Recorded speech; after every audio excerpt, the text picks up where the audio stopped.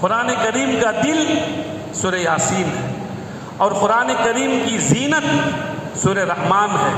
لکل شیء عروس وعروس القرآن سورۃ الرحمن، کل جو پڑھے تھے، تو الغرض سورہ رحمان ہے۔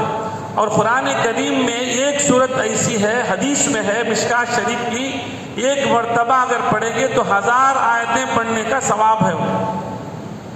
اگر آپ قبرستان میں جائیں تو ایک مرتبہ وہ صورت، چھوٹی صورت پڑھ کر اگر بخش دیں گے تو انشاءاللہ 1000 آیتیں پڑھنے کا ثواب ہے۔ مشکات شریف کی روایت ہے۔ وہ کون سی صورت ہے؟ کون سی صورت ہے؟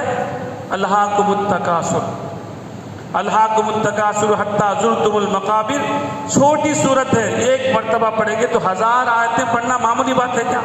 اس کا ثواب ہے۔ مشکات شریف کی روایت ہے۔ کوئی بھی چیز انشاءاللہ ہمیں حوالے کے ساتھ بتائیں گے، کیونکہ ممبر جو ہے ہمارا نہیں ہے، قرآن و حدیث کی چیزیں امانت کے ساتھ ہم پہنچانا ہے۔ یہ پرانی مسجد ہے، اعلیٰ حضرت کے زمانے سے بڑے بڑے یہاں کے ہی، اللہ انہی کے نقش قدم پر ہمیں چلنے کی توفیق عطا فرمائے، بھٹکنے بہکنے پھسلنے سے اللہ ہماری حفاظت فرمائے۔ الغرض یہ سورہ، اور ایک اہم بات، ایک آیت ایسی ہے، وہ ایک آیت پڑھنے پر 1000 آیتیں پڑھنے کا ثواب ہے۔ یہاں تو ایک سورت، ایک آیت پڑھنے پر 1000 آیتیں پڑھنے کا ثواب ہے۔ وہ کون سی آیت ہے؟ هو الاول والآخر والآخر والظاہر والباطن وهو بكل شيء علیم، سورہ حدید کی تیسری آیت ہے۔ سورہ واقعہ ختم ہونے کے بعد ایک چھوٹی آیت، اللہ ہی اول ہے، اللہ ہی آخر ہے، اللہ ہی ظاہر ہے، اللہ ہی باطن ہے، اللہ ہر چیز کو جانتے ہیں۔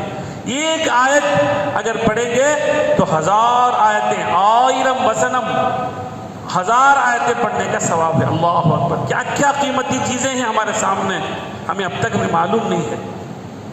اسی آیت کے بارے میں اور ایک فضیلت ہے، اگر اللہ کے بارے میں اگر شیطان کوئی وسوسہ ڈالتا ہے، اللہ کے آنکھ ہیں کیا، اللہ کے پیر ہیں کیا، کبھی کبھی کوڑپم، کبھی یہ تنجیہ ہوتا ہے، اس وقت جو ہے یہ آیت پڑھیں گے تو حضرت عبداللہ بن عباس رضی اللہ تعالیٰ رئیس المفسرین جو ہیں، اللہ کے نبی صلی اللہ علیہ وسلم کے چچا زاد بھائی ہیں، فرماتے ہیں یہ آیت پڑھنے سے اللہ وہ وسوسے ختم کرتے ہیں۔